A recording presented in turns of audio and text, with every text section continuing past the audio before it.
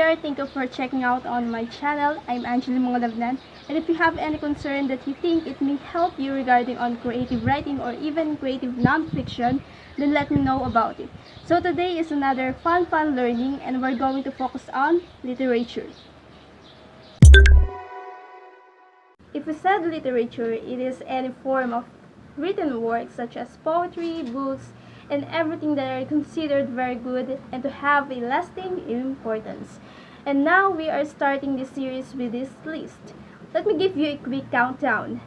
These are the list of 10 written works by well-known foreign and local writers. First in our list, The Great Gatsby. It's a 1925 novel written by American writer from Scott Fitzgerald.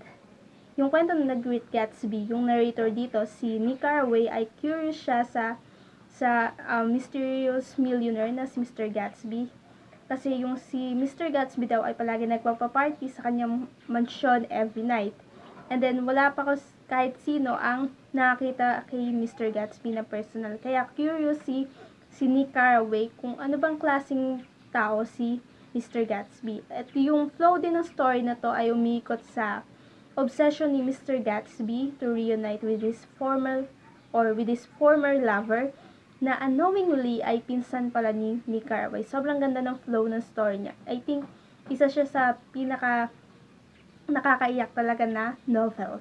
And it also has a movie adaptation starring Leonardo DiCaprio and also Tobey Maguire. Kaya kung wala kayong time para basahin ng ganong kahaba, pwede nyo rin naman panoorin yung kanyang movie adaptation. And next sa ating list is Harry Potter. Lahat naman tayo alam natin yung Harry Potter. When we say Harry Potter, halos lahat ng tao alam yun. Either nabasa na nila or napanood na yung movie. Pero karamihan ay napanood yung movie. And then yung Harry Potter, it consists of 7 books. Yung Sorcerer's Stone, The Next, Chamber of Secrets, Prisoner of Azkaban, The Goblet of Fire, Order of Phoenix, Half-Blood Prince, and the last one is Deathly Hallows. Yung Harry Potter, it was written by British author J.K. Rowling na it was amazingly turned J.K. Rowling's life completely kasi isa siya sa first ever billionaire author in history. Dahil itong book na Harry Potter, it was sold in 500 million copies. And it was translated over 80 languages. And next sa ating list ay The Woman Who Had Two Novels. Kung doon sa dalawa nating inuna ay pareha silang foreign author or foreign writer, dito naman sa The Woman Who Had Two Novels, ang sumulat nitong novel nito ay isang local writer. Ibig sabihin dito sa Pilipinas. Si Nick Joaquin, one of the most important personality in 21st century literature. Karamihan, although si Nick Joaquin was a native Spanish speaker, but yung mga works niya are more in English language yung ginagamit niya. And then and then halos lahat din ng kanyang mga written works ay halos kamukha din ng mga genre ng gawa ni Jose Rizal. More in ano yung mga nangyari sa Pilipino during or ano yung mga na-adapt nilang tradition or beliefs. Next sa ating list ay Pride and Prejudice. Pride and Prejudice is an 1813 romantic novel of manners by Jane Austen.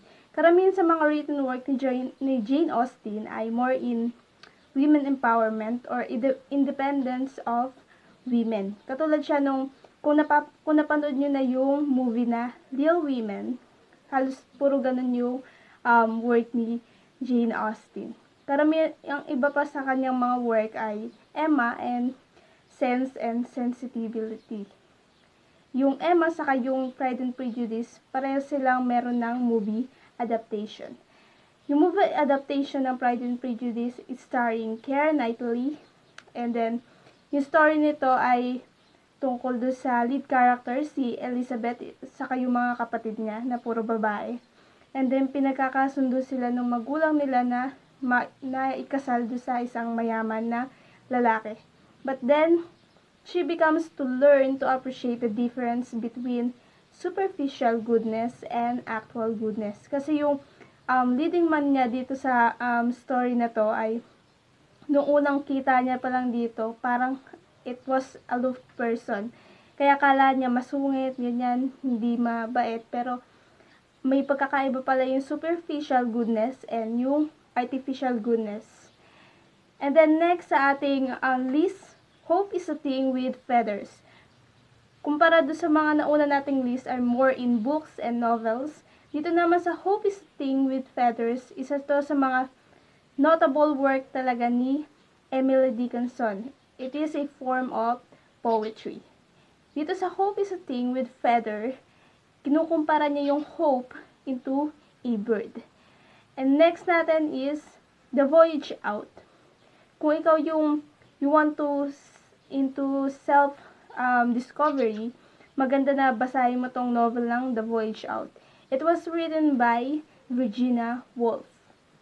Actually, itong The Voyage Out, ang tinutukoy talaga dito na lead character, si Rachel, ay pinoportray niya yung character ni Virginia Woolf. And then, halos lahat din ng mga character dito ay kinuha ni Virginia Woolf into real person. And then, next, Silmarillion. Kung napanood nyo na yung Lord of the Rings, or kaya yung The Hobbit, isa yan doon sa mga work ni J.R.R. Tolkien. At halos yung dalawa na yon ay nagmula, yung pinagmulan niya ay sa The Silmarillion. Kung paano nabuo yung mundo na yon sa Lord of the Rings and The Hobbit ay nagmula sa The Silmarillion. Kaya kung gusto niyo malaman kung ano yung mga pinagmulan ng Lord of the Rings and The Hobbit, mas maganda na basahin nyo yung complete book ng The Silmarillion. And next, second to the last, isa to sa pinaka-paborito ko, yung Sherlock Holmes. Sherlock Holmes was written by Sir Arthur Conan Doyle. Kumpara do sa smaller and smaller circles, medyo may pagkakamukha siya. More in mystery, crime, ganyan. Pero ito, Sherlock Holmes, siya yung lead character do sa mismong novel na yon. It consists of 3 books. Kung bibili nyo or magre-rent kayo ng book nito, yung una, yung Adventures of Sherlock Holmes, Memoirs of Sherlock Holmes, and The Return of Sherlock Holmes. And then, meron din siya movie adaptation starring Robert Downey Jr. And super cool niya kasi, more in, forensic science, investigation, ng mystery, murder, crime. Kaya kung mahilig kayo sa mga ganong genre, better na basahin nyo tong Sherlock Holmes. And ating last in the list, ang ating drum.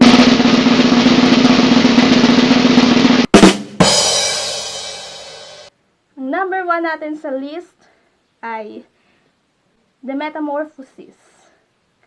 Karamihan ito yung nire-recommend sa mga scholars, maraming critics ang nagbabasa at nagbibigay ng komento dito sa Metamorphosis. Metamorphosis was written by Franz Kafka. Isa sa mga pinaka-paborito kong writer. Kasi more in yung mga words niya, it is more in yung protagonist. Ang character niya is alienation or na-isolate niya yung sarili niya from society. Ito yung isa sa mga best or notable work ni Franz Kafka, yung The Metamorphosis. Yung story nito, ito yung lead character natin, si Gregor Samsa. He wake up one morning, then he transform into monstrous vermin. And then doon na nagsimula yung pagbabago sa buhay niya. So, kung gusto nyong basahin, pwede nyo rin naman i-download yung playbooks. Marami kayong mababasa doon libro. And kahit hindi kayo bumili, pwede nyo na lang basahin yung free sample. It just consists of 74 or 76 pages yung ating The Metamorphosis doon sa playbooks. Pero make sure pa rin na ayusin nyo yung light doon sa playbooks kasi yung sa akin hindi ko naayos kaya masakit siya sa mata. So, ayun Metamorphosis, super cool niya, and then, yung message ng story talagang mapapaisip ka kung I hope you have learned from our lesson for today. And sana makapagsimula na rin kayo magbasa ng ilan sa mga written works na sinuggest natin or tinakal natin kanina.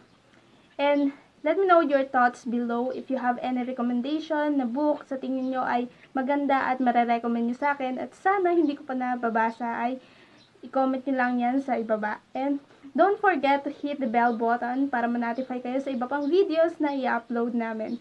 Anyways, guys, I hope you have the wonderful rest of your day. Bye-bye!